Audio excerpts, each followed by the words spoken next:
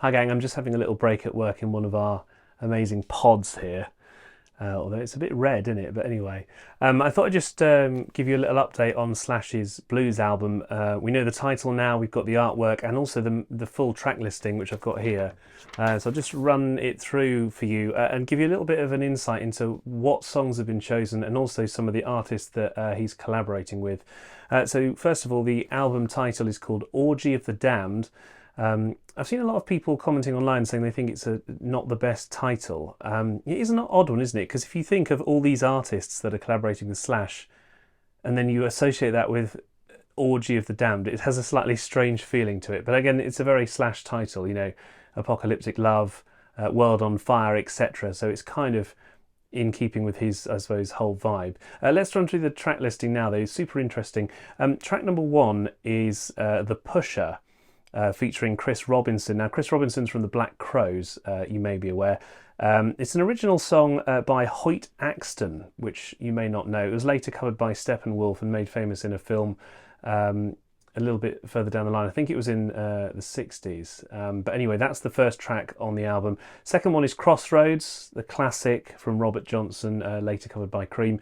That one's a collaboration with Gary Clark Jr., so that could be an interesting one.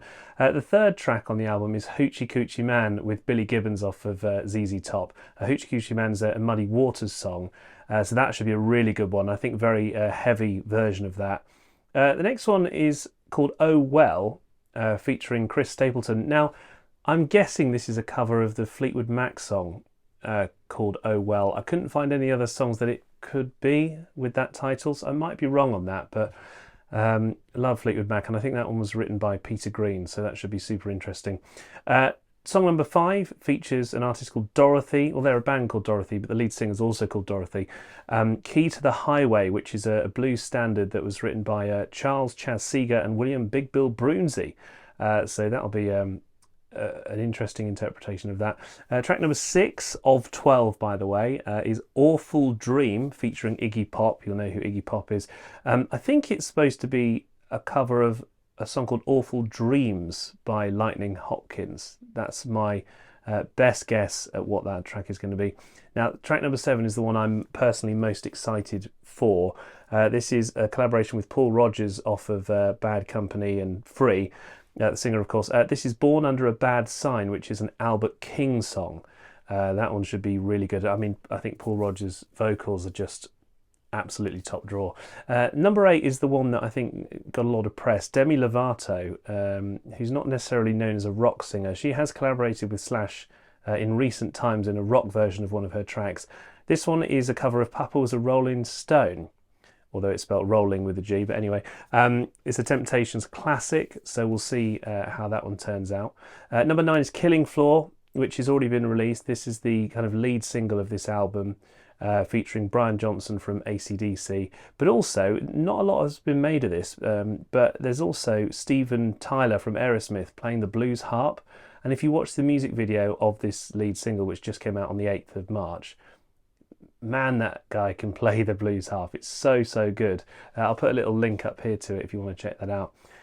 Next one, number 10, is Living for the City, Stevie Wonder song, which is an interesting choice, featuring Tash Neal. And then the last two, Stormy Monday is track number 11 from the Allman Brothers Band, featuring Beth Hart on vocals. And the 12th one is a song called Metal Chestnut, which apparently is an instrumental that Slash has composed specifically for this album. So it's the only original track on it. The rest of them are essentially blues covers. But yeah, I think it's a very interesting make-up. It's definitely more of a spiritual sequel to his first album, Slash, from 2010. But yeah, we'll see how this one turns out. But anyway, check out the lead single. Well worth listening to, with some people saying that Brian Johnson sounds a little bit like he's channeling Tom Jones on it. It's a very happy sound from Slash. But anyway, just a little update for you. Thanks for watching. Do stay subscribed to the channel, or check us out if you haven't already become a member. And we'll see you in a future video. Oh, and don't forget, Welcome to the Jungle is our next video series. We're tabbing that out. That is on the way to the channel very soon.